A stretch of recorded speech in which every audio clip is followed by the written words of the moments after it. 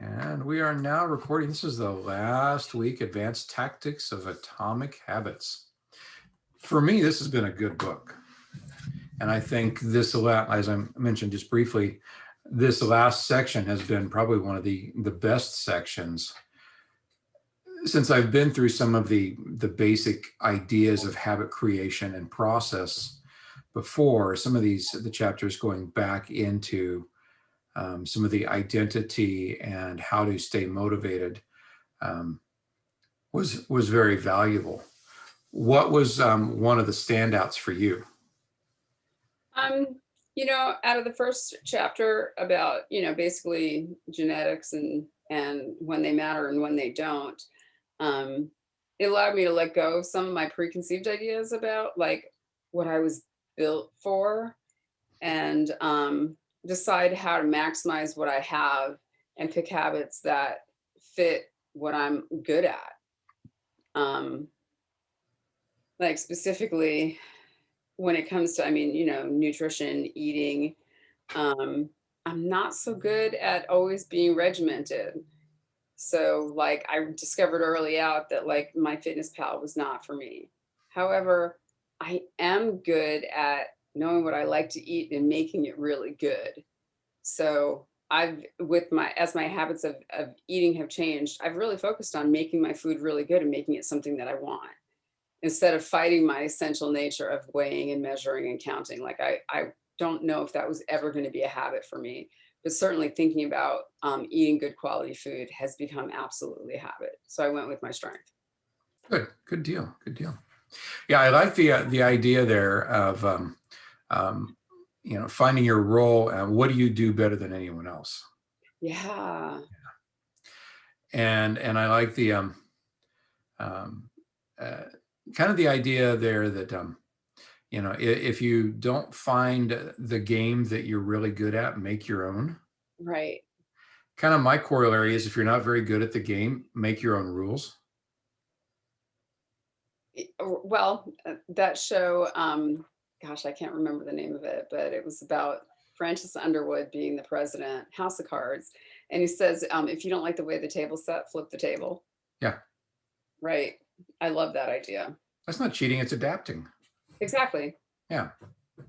So one of the things that chapter 18 there, the truth about talent, touches on is, which is actually a big performance psychology thing, is the big five. Right. That's used elsewhere with the kind of rating yourself, being aware of where you are. And you can also see these factors in some of your, if you go back through your history of your own history of your best and worst leaders and see where they rate in those areas, you'll see commonalities with the best boss and the worst boss. Yeah. And you can be under in some, under or over in certain areas can be just as damaging. Neuroticism, over or under, there's always a balance there, as it kind of reference the trade-off of explore versus exploit. Yes. Um, so, I mean, where I go with the whole like the big five is that as it initially comes at you, it seems like there's like a 0 to 10 rating, like 0 being neurotic and 10 being not. But I kind of decided to see it on more of like a sliding scale of okayness. Like it's all okay. Like if you are anxious and sensitive versus confident and calm, how do you make anxious and sensitive work for you? Um, Kind of like explore, exploit. How do I make those things work for me instead of seeing that as a drawback? How Mhm. can I make it? How can I make it mine? Exactly. Trying to find the game that works for you. Exactly. Yeah. Exactly. And it makes sense that if you're not very good at a game, find a different game. You know, I Yeah. don't know any professional gamblers that would continue to play a game they're not any good at. Right. or like anybody that's really neurotic that would be able to handle being a professional gambler. Yeah. Yeah. Yeah. So what do you do better than anyone else? Honestly, I think that I read the lay of the land pretty good. Like I relate to people well. Cool. I don't know if I do it better than anybody else, but I certainly feel like I do it well. Nice. What do you do well, Eric? I, as long as I'm doing it for someone else, I think I'm really good at systems and understanding how complex systems function, and not just a system in the context of what we've been talking about in this book, but a business system, or the body is a system of complex processes, understanding how to break all that stuff down where it works and finding the things that we need to tweak. Got it. Yeah. Why is it easier for other people but not for yourself? Well, then I have to do the work. It's almost like you're in my head. It's way easier to tell somebody else what to do than it is to do it for yourself. That's right. That's right. One of my favorite quotes is, do you know what's the definition of a consultant? Someone that borrows your own watch to tell you what time it is. Exactly. Yeah. So Exactly. there we go. So chapter 19, the Goldilocks rule, how to stay motivated in life and work. Not too hard, not too easy, just right. Challenging, but not impossible. So, like, I found this to be really affirming in the idea that as I have continued to grow on this journey, one of the parts of it for me was to keep assessing. Like, I assess every night the things that I'm working on. Like, what did I eat? How did I do on my to-do list? I do that every single night. And as I saw, I was, oh, I'm putting a check in the box like all the time. It was time for me to reach a little bit, to as my competency got that area, my Goldilocks zone started moving up the graph a little bit. So did my goals. So did what I was trying to do, and it continues to do so. Would you agree then with the comment that the greatest risk to success is not failure, but boredom? Sadly, yes, I do agree with that. Because failure is always something that I can use to learn from. But I mean, you've heard me say it 1,000 times. I'm putting another marble in the consistency bucket. Like I didn't feel like doing this, but sorry, Alexa was telling me that the garage door opened. Showing up when I don't feel like it has been the hugest part of my success in all of the things that I'm trying to swing for right now. So yes, boredom is way worse than failure. Do you think that goes along with his quote of professionals stick to the schedule, but amateurs let life get in the way? Um, I took this to the heart. It was uncomfortable for me to read that, but yes, and it really has made me evaluate like what do I want to do about my schedule. Consistency being the word of the year. How can I be more consistently consistent? And the answer is through a schedule. Yeah, it reminded me, I don't remember what, one of my many music teachers challenged the students with one of his favorite quotes was, amateurs practice until they get it right. Professionals practice until they never get it wrong. That's the difference between amateurs and professionals. Agreed. Something else that came up for me in the whole boredom thing was that like really kind of what he's talking about is being in the process, right? You're not reaching the goal. The boredom occurs as you're in the process. So it's come up in my thinking that I would really like to make it a part of my conscious awareness, something that I'm reminding myself of, love the process. like to love to learn. I want to learn how to love the familiarity of doing the same thing over and over again. The goal will take care of itself if I fall in love with the boredom of it, like the nostalgia that comes from doing the same thing over and over again. Like it's a goal for me. I aim for that, to love what isn't getting you a pat on the back or isn't like a check in the box. The the work to get the check in the box. I want that. I want that to be part of my life, to love that. That sounds very Zen. Wow. I never ever thought that I would be a Zen person. Well, I was going to ask, is that making Debbie more professional, according to the chapter? Oh, I guess in a certain way it kind of is. But I'm going to have to go back to the drawing board and think about that. That's kind of a big question. Is that making me more professional to just love the process? It certainly keeps me showing up, which I suppose is part of being a professional. Mhm.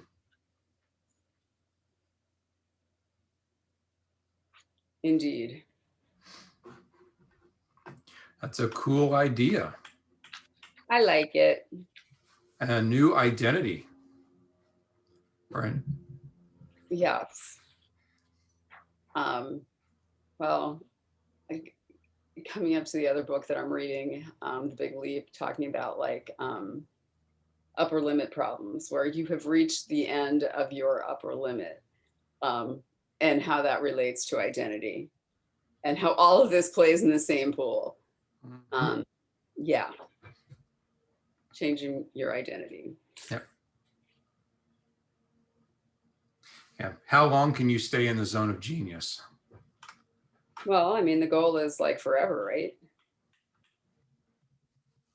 That means And that's also kind of that flow state. So, that book all kind of tied together with the end of this chapter of the flow state, or, in the zone kind of ideas.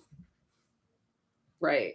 Well, and it means, I mean, okay, so in the next chapter where he talks about like making adjustments, reviewing and adjusting, it all ties into that whole thing of like, what is your upper limit? How do you want to adjust that?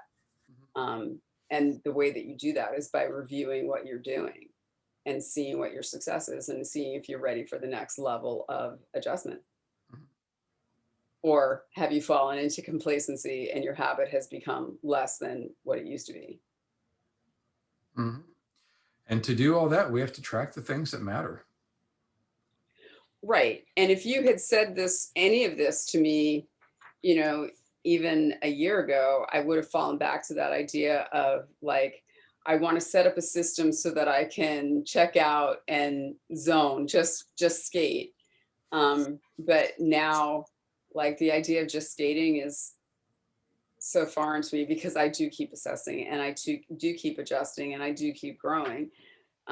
So the whole setting up habits so that I can skate thing almost seems funny to me now, because it's not at all what I want. Like, I definitely have adjusted my upper limits of what I can expect from myself. Awesome. Yeah. So chapter 20, the downside of creating good habits. One of the I guess formulas they put up there is habits plus deliberate practice equals mastery. Yes. And it's kind of like what you were just saying there. You have the habits in place. If you're skating, you're not having the deliberate practice. Right. Right. And that can only devolve into less than what you were aiming for. Yep. Yep. The trying to remember the name of the Arnold Schwarzenegger's I think it's the Encyclopedia of Bodybuilding. Uh-huh. Starts off with a story of a reporter, he and a reporter talking, and one of the quotes that was attributed to the reporter that Arnold has taken to heart is, "Nothing fails like success." And that kind of ties into this chapter of, you succeeded, you did well, but does that mean your success was the best? And if you keep doing that, even though, yes, you are successful, are you successful to the degree at which you could be? Right. Right. And I mean, the last note of this chapter is the tighter we cling to an identity, the harder it becomes to grow beyond it. It's exactly that. Like if you've defined success as okay, then now I've done this, you're never going to grow past that because it was your success. It was your pinnacle. Mhm. Um, so I guess we can all choose or decide that we want to keep seeking a new pinnacle. We've achieved the goal we set out. Right. So, and the question that becomes, well, now what? And yeah, Exactly. we've got those. Yeah, the uh, repeating a habit is essential to build to build evidence of your desired identity. So repeating a habit is essential to build evidence of your desired identity. So yeah, we have to keep reinforcing and showing ourselves that, see, yes, I am this identity. And if we hold too tightly to that, then if something falls apart, like one of my goals was to do handstands and get better at that. Uh-huh. But I've never had this before, but been battling vertigo off and on for the last couple of weeks. I don't know if it's an ear infection or um, muscular issues and stuff, but um, I don't exactly want to try handstands right now when I've got vertigo. Right. And you might find me rolling around on the floor quite a bit. So if my identity is someone that can do handstands and I can't do them right now, what do I do? And so it becomes putting something else in there. Right. So like to me that comes down to a question of like what was it really that you wanted to why did you want to do the handstands? And that was just, it's something to do that I couldn't do that is a physical activity. And as we get older, Right. an ability to do those things of having balance, proprioception, and upper body strength and control, it's a good measurement of, can I function as an older adult? Right. So if you wanted to do handstands, if you wanted to identify as a guy that could do handstands, because really what you wanted was to be healthy as you age and to have, good physical fitness, you could identify as somebody who's seeking that Yeah. general thing rather than that specific thing. That kind of like absolutely has nothing to do with this conversation, but kind of goes to like non-scale victories. Yeah. Like if you want to be somebody that loses 2 pounds a week and you're just not getting there, your actual goal was to be healthier. So how can you show that you're being healthier, Mhm. even though the scale isn't moving? So you can identify as someone who's working on being healthier. Yeah. Being a healthy, active adult, older adult. Right. So what did you think of, there was one section in there that was the integrity report with 3 questions. What are the core values that drive my life and work? How am I living and working with integrity right now? And how can I set a higher standard in the future? So what I thought about that when I first read it was um, like I shrank away from that. Um, because I realized that I was reading them with my old identity. But when I read them as my present self, it goes back to that assessment that I do every night. Like, did I eat the food that I said I would? Did I do the things that I said I would? Yes, no, why not? And like addressing what are the core values? Like if I were to apply that to what I do, every day, that drive why I do this. Um, every time you answer that question, you strengthen your desire to do the thing. Um, how am I living and working with integrity right now? Like if you apply that to just the 1 day report, um, have I been in integrity with myself in this today? And can I set a higher future for myself tomorrow? So I think those questions are valuable in the moment of assessing in a small scale, but hugely, hugely important to assess the way that he talks about it, like, on the 6 month mark. Um, because if you've gone off course, it helps to write you. And if you haven't, you get to celebrate. Yes, I agree with that. I think the 6 month, well, and it could really be any period of time. But once you've set your goals, you're working on it, you're doing your measurement, you've got your habits and deliberate practice, your reflection and review, you're tracking things. It's normal for there to be some sort of drift. Right. And oftentimes there will be what could be considered a false correction, which is more, not necessarily an emotional correction, but more of a superficial correction. And then you drift right back off. Right. It wasn't a legit. So when you get back to the integrity report, or even the questions of what went well, what didn't go so well, what did you learn? Yeah, and you can also follow that up with what are you doing about it? Right. That gets you that correction to get you back on there when you're not working with integrity. Right. And like the integrity, that goes back to the idea of,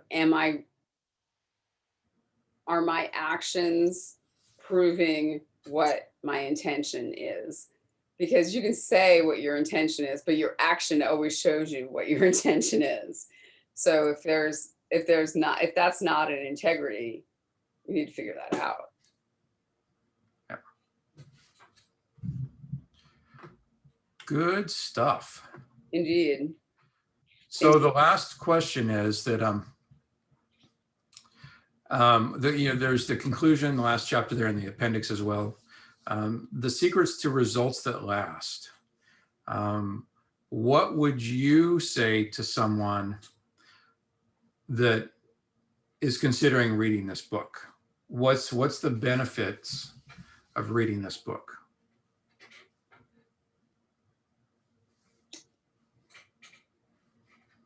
Nobody ever reads a book and changes their life immediately.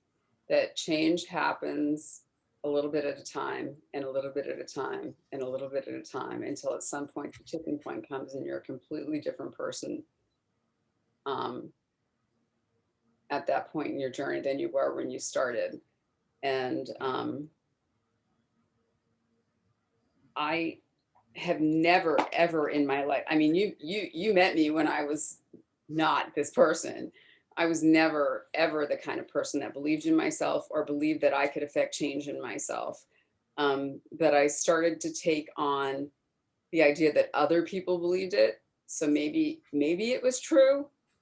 And like, what reason did I have to at least not give it a shot? Like, if I was going to change 1% at a time, if I hated it after like 3%, I could quit. But with each 1% change, and I got to see the benefit that came out of that 1%, that was always more than just the value of the 1%, because it always included like belief in myself. I'm literally getting goosebumps as I'm talking to you about this. It's not this book or a book. It's your decision to like read the book and do a little bit of it. Mm-hmm. To have like this little 1% belief that maybe this is for you. Because 100% it is for you, and you can get it 1% at a time. You don't have to carry the whole load all at once. You can pick up a little bit at a time and keep going. You've seen my book. I've read this more than once and more than twice. I keep coming back to it. Because as I change, how I see the information in the book also changes. And, certainly it's not the only thing that I'm reading, but of all of the books that I've read on this topic, I think this one is I like the graphs. I like at the end of every chapter, there's like a breakdown, like, hey, if you didn't pay attention to anything else, here's the stuff you should really know. And the fact that you can go pull all of this stuff off of the internet and like track yourself. If you're a visual person, if you are a marble bucket, track your progress and see it here kind of person, this book is on it. Awesome. What did you get out of this book? Yeah. 2 thumbs up. All righty. Good job. Yeah, that's a great summary. I kind of look at it also as it's a toolkit. Yeah. We've read another book, we've got some more tools, Yes. and now we have more ways to tackle whatever it is we want to accomplish. Right. I mean, all of these books, they all say the same stuff. I mean, because the truth is the truth, no matter how you chop it up and make it into whatever salad you're serving. Yeah, yeah. But I felt like this book in particular is very user friendly. Yeah, yeah. And I like, as we've talked about tonight, how even just this last chapter or these last couple of chapters have almost meshed in some ways with the next book you're reading. Yeah. Even though you probably didn't pick it for that reason, you didn't know started going into it or anything like that. So we're starting to see kind of a cross-pollination of where the best practices are that we can grab all of that and distill out the most important things. Right. I mean, it kind of goes out to that thing of like the truth is always the truth, Yep. right? And here it is. I think what I liked about this book though is especially when I was first starting out on this on this journey is there's not a lot of woo. You know, some of this Right. stuff you kind of like bring in a lot of the stuff that an earlier version of myself would give the side eye to. Oh, that's a lot of woo. There's not a lot of woo here. There's a lot of meat. Very cool. Very cool. Yeah. Any last thoughts? I'm hungry. Me too. We should go eat. Yes. You have salmon. Yes, I do. Where do you I have? have a can of salmon sitting on my counter. That sounds so not appetizing. Uh, Is that what you're having for dinner? Well, I got it out because I saw, and of course I don't ever pay attention to recipes. Uh-huh. I'll look at it for a split second and see the kind of the general idea. Mhm. And it was like salmon hash patties or something with shredded potato. You know, you obviously like you're going to make hash browns, Mhm. but put the can of salmon in there with it. So it's Mhm. kind of a salmon patty with, I think, a little bit more, might end up with a little bit more crunchiness. That sounds delicious. So I was thinking that might be lunch tomorrow, but the only way I'm going to ever make it is if I take the can out of the pantry where I see it every now and then and go, oh, cool. Look, I have a can of salmon. And it's the same can of salmon that I keep looking at going, oh, cool. I have a can of salmon. Why don't I get that out and put it on the counter? That's the first law. You're making it easy. Or no, that's not the first law. Make it obvious. There you go. You're making it obvious. Yes. I've only read the book 5 times, Eric. That's okay. That's okay. Maybe on the 6th time. Maybe on the 6th time. But I think dinner tonight is actually going to be chicken Alfredo. Oh, that sounds really good. Yeah. That's Chicken's already made. It's just got to be cut up. We just got to boil the noodles and make the sauce, and it's done. Woot. Woot. All right. I am wrapping it up. I am hitting stop